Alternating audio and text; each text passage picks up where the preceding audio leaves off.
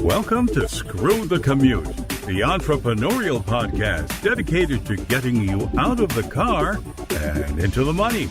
With your host, lifelong entrepreneur and multimillionaire, Tom Antion. Hey everybody, it's Tom here with episode 674 of Screw the Commute podcast. Today we're going to talk about keywords in your face.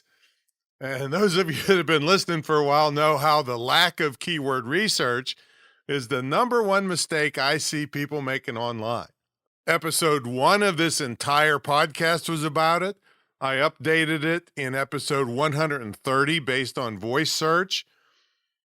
And I still know people have trouble getting started because it can be tedious and lots of work. So this episode's going to teach you how you can get massively started with your keyword research in about 15 seconds. How about that? And all of this stuff has been right in front of your face all along. All right, hope you didn't miss episode 673. That was vertical video tips. I probably shot about 100 of those in the last 2 weeks. Remember, they're real short for TikTok, so there's a lot of tips, though, that to help you do it right. Then I'll just throw a couple other episodes at you. Episode 672 was my second week on TikTok. My episode 669 was my first week, and it's growing rapidly.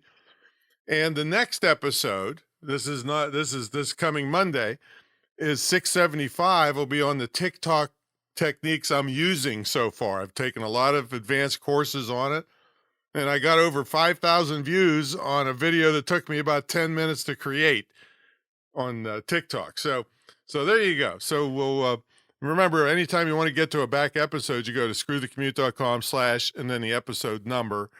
Today's 674, keywords in your face.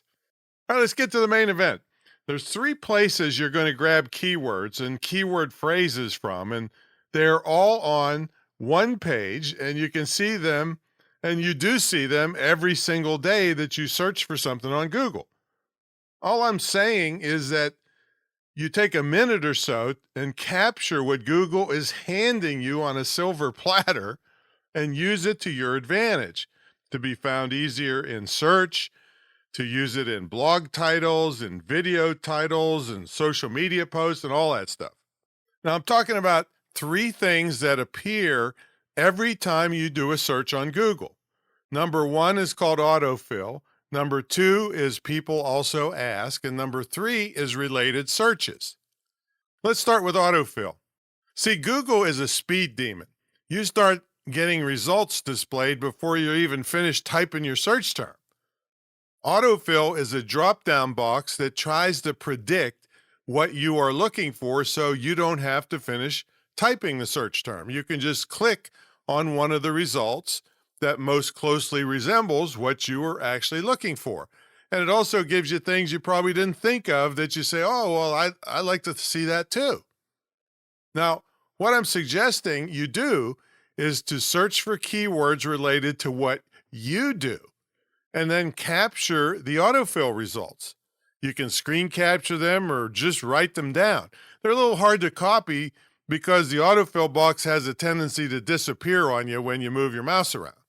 Now, with one exception, these results wouldn't be there unless a boatload of people were searching for those keywords and keyword phrases. See, you always want to give people exactly what they're searching for because Google likes when you do that, and they're more likely to give you a high ranking. Now, the exception to this autofill deal is that Google recognizes you and may customize the results in the autofill box based on things you have searched for in the past. But don't let that stop you from capturing all these words and phrases. The second area, as you scroll down past the sponsored ads and the organic search results, is the people also ask section. This is a super area to pay attention to. You need to capture all the questions people are asking about the subject. If you use these exact same questions in an area of your website, like a frequently asked questions, and you provide the answers, you have just increased your chances of showing up on the first page of Google exponentially. Now, if you use a geeky thing called snippets, and I'm going to cover that in a future episode, you increase your chances of being seen on the first page even more. This is a way that you put the frequently asked questions on, but don't wait. Go ahead and do it now. Put those frequently asked questions on, and you can improve on it later. Now, the third place, before I tell you, I want to thank everybody for the Patreon donations for our program to help persons with disabilities. And if you haven't contributed, please do. It's a great thing, and it's based on all this great content we're giving you. And we start as little as $3 a month to help fund this program for persons with disabilities. And they're really inspirational. They're doing great things. We're going to keep people off the welfare rolls and get them hired or in their own business. So go to screwthecommute.com/Patreon and throw in whatever you can afford. And there's lots of perks for doing it. Plus you get all these hundreds and hundreds of trainings for free. And if you like our trainings, I'm sure you like our interviews too, but if you like, all our trainings are on one page at screwthecommute.com/trainings. And, there's $1 million worth of free training there if I had to teach it to you one-on-one. All right. Anyway, back to search. The third place, or keywords, the third place is near the bottom of the search results page, and it's called related searches. You can also turn these phrases into questions and use them on your website, or use that same phraseology in blog postings, social media postings, articles, and the like. Now, if you've resisted my efforts to do proper keyword research, this method to get started should wipe all your lame excuses like I don't have time or it's too boring, wipe them off the map.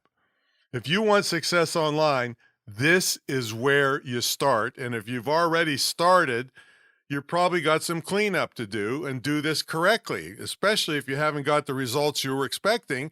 This is probably the reason.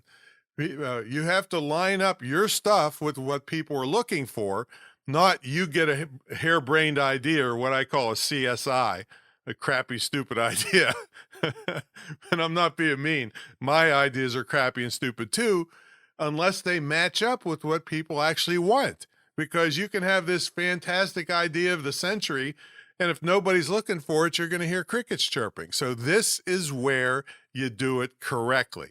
So go to Google, put something in that you think is related to you, and go through these three sections: autofill, people also ask, and related searches, and start using them in all the things you do online, and you will see a marked increase in your success.